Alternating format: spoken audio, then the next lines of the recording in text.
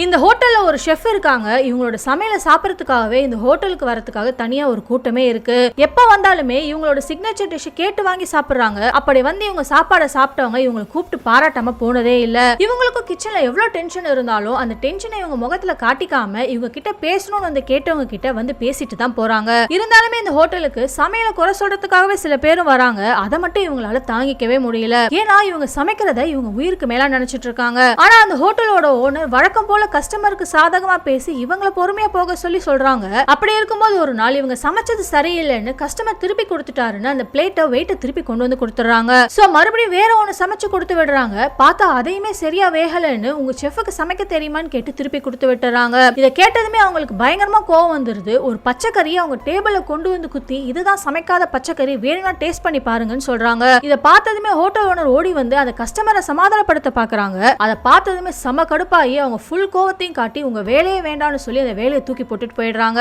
அடுத்த நாள் பார்த்தா இவங்களுக்குன்னு இருக்க கஸ்டமருக்காகவே இவங்களோட பாய் ஃப்ரெண்டோட சேர்ந்து ஒரு புது ரெஸ்டாரண்ட் ஒன்று ஓபன் பண்ணிடுறாங்க.